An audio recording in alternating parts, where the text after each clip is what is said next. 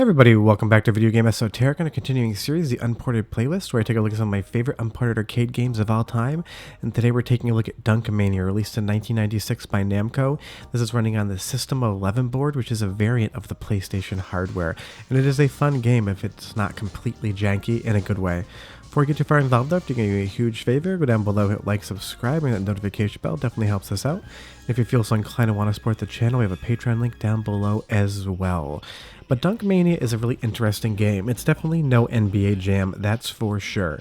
And even though this runs on PlayStation 1 style hardware, the polygon count in the characters is pretty low. It has more of a Model 1 look to it than it does a PlayStation look, and considering this was released in '96, I would probably say it's, well, pretty much an ugly game. I'm not going to give it any high marks for the graphical style, but it is still a ton of fun to play, and I love talking about it from a historical standpoint because this is just some of the earlier 3D hardware in arcades. Now, this board came out in 1994, so it would have looked great back then, but considering this game was released in '96, looks a little bit janky. It definitely looks early PlayStation 1 style, and I'm not sure if it was just a quick game that they made or what was going on there. But mechanically, it's a ton of fun, especially if you have a friend to play either against, or you can see at the bottom below, 4 players, so you can have a full 2-on-2 game. Because I will say, at least in the first couple rounds, the AI opponents and the AI partner on your team definitely are good, but that AI on your side becomes incredibly stupid by match 3 and basically tries to lose the game for you. So you definitely need another human going on. But I do love all the different camera angles when you dunk. Obviously, the game being called Dunk Mania, they definitely want to showcase that as much as they can. And while it doesn't have the You're on Fire sort of amazing dunks from NBA Jam, mechanically it still plays really well. Now, the one strange thing that I can't figure out other than that bad pass there is it doesn't seem to register 3-point shots. I sink a few from beyond the 3-point line, and it only gives me 2 points, so I'm really not sure why that is. It's clearly a design choice unless somebody messed up the code and got the math wrong, but it seems weird that it's only a 2-point basketball game, but honestly, it really doesn't matter that much. Obviously, if you can't tell already, this game definitely does not have an NBA license because I'm playing against the Seattle Bolts, and I'm playing against Chicago, and I'm definitely not the Bulls in the game. So it's one of those cheaper, we didn't want to license the actual teams, we just wanted to make a basketball game style arcade event. But like I said, this is the type of game that you need friends to play.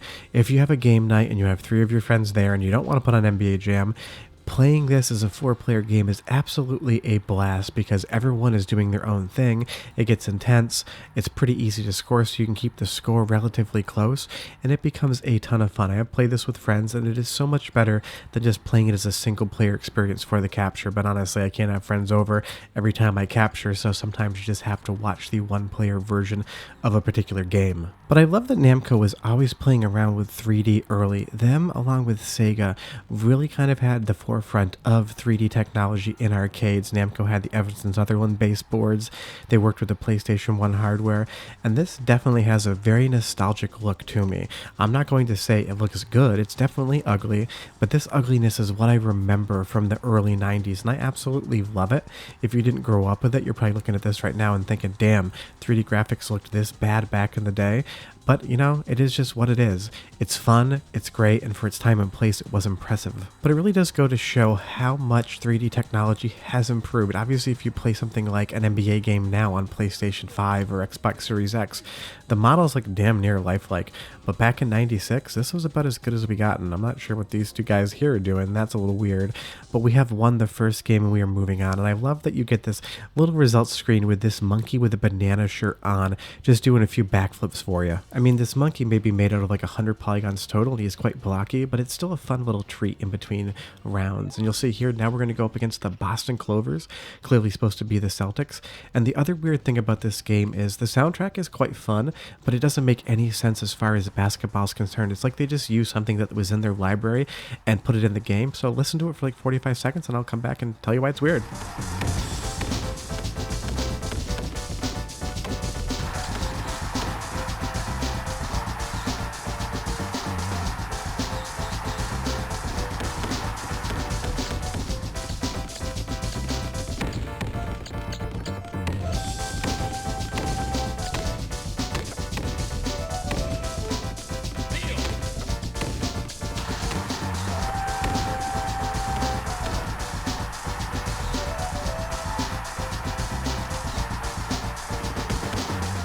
So while the soundtrack doesn't fit whatsoever, I still kind of like it, but it's got more of a 1980s Miami Vice, I'm on a boat in the middle of the day drinking with people vibe than it does a basketball game vibe. But who knows, it doesn't really matter. The music isn't going to make this game any better or worse. It's all down to the mechanics. And getting back to those, like I said, at least for the first two matches, this game is relatively easy to win.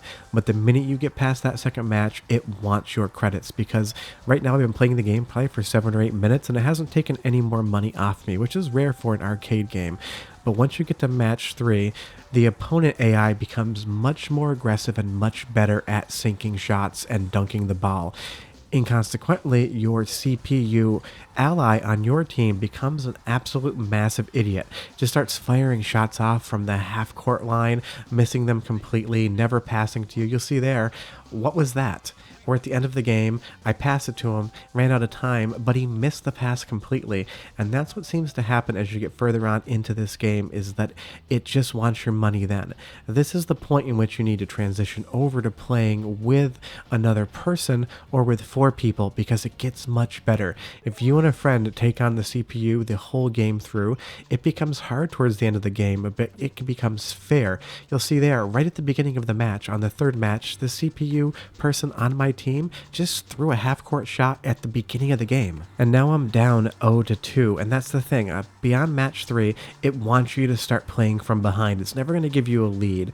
If you're in the lead, the CPU opponents are always going to land shots, and if you're in the lead, your AI teammate is going to just be a complete absolute moron, and it drives me nuts. I get that these games are developed to make money, but this is so blatant as to why it's trying to screw you over and take your court. At least in NBA Jam, sometimes your shot percentage, the shots that you would land, go down with math in the background. With Dunk Mania, you literally see your teammate become like a 4-year-old kid who has absolutely no coordination whatsoever. And the closer I get towards tied, you'll see here the CPU goes up and doesn't take a shot, comes back and throws one from the 3-point line. He could have easily dunked. He had all the room in the world. The game just won't let him do it. And now I'm down 4-8. And that just annoys me. And that's why I say this is the type of game that 100% becomes so much better if you have friends around. Because you'll see there, I tried to hit a 3-pointer. The timing's relatively tight, and it doesn't really matter because you don't get the 3 points anyway, at least not in the ROM revision I'm playing. So honestly, your best bet is just run up and dunk it, get that 3 camera set up showing you what's going on with that dunk, and just rinse and repeat, because I was able to bring this game back to tied at least. But again, my CPU teammate strips the ball from the computer and doesn't run towards it. It's obvious he's just trying to let me lose this game, and it drives me nuts. And that's just kind of lazy coding. They're not even trying to hide the fact that they want you to lose completely. But even in spite of all of this, even though the fact that my teammate's playing like he's trying to throw the game for a gambling habit, I was still able to tie the game up with 0 seconds left on the board. And then you go into a 15-second overtime, and if you lose the overtime, you draw and the game is over.